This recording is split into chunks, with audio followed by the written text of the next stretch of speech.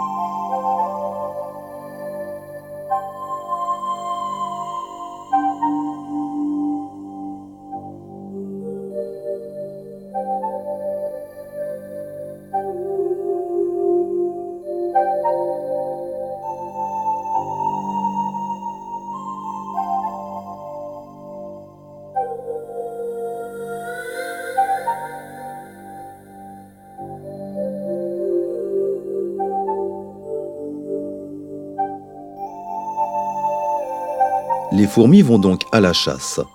Les éclaireuses repèrent et attaquent les proies en mouvement, puis sont aidées par des compagnes.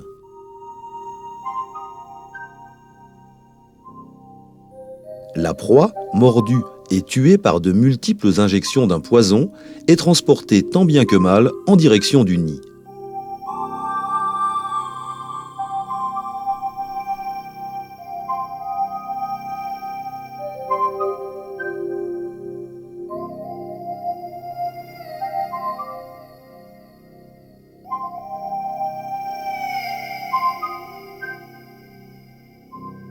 Parfois, pour plus de facilité, la victime est découpée en fragments.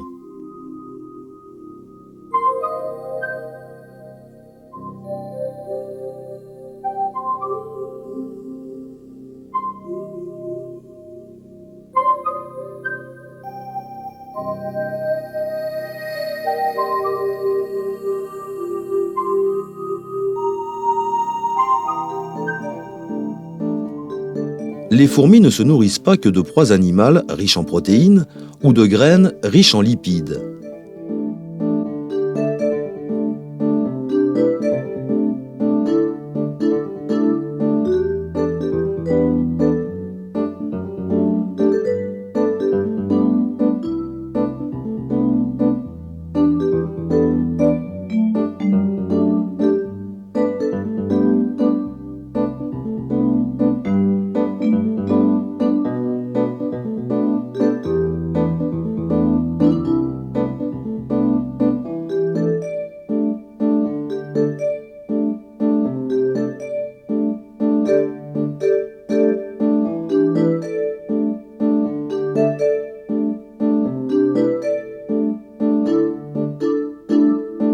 Elles raffolent du miella des pucerons, ce liquide sucré émis par l'anus de ces minuscules insectes installés en rang serré sur les plantes et les arbres proches de la fourmilière.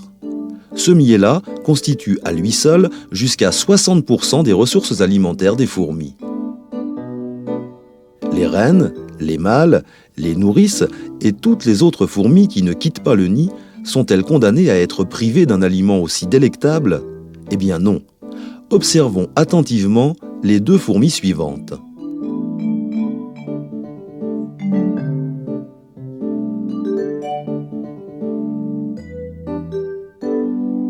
Ces deux fourmis sont en train d'échanger de la nourriture. La première sollicite la seconde en lui caressant la tête avec ses antennes. L'autre, en signe d'acceptation, écarte ses mandibules et régurgite un peu de liquide sucré qui est absorbé par la solliciteuse. Cet échange de nourriture liquide est appelé trophalaxie. C'est par cette méthode que les ouvrières, gavées de miella, alimentent les individus restés au nid, en particulier les reines. Elles stockent, dans une poche voisine de leur estomac, le jabot, d'importantes quantités de liquide nutritif, puis le redistribuent en fonction des demandes. La nourriture ainsi stockée n'est donc pas réservée aux récolteuses, mais à l'ensemble des membres de la colonie. Le jabot des ouvrières est donc un estomac social, un estomac pour tous en quelque sorte.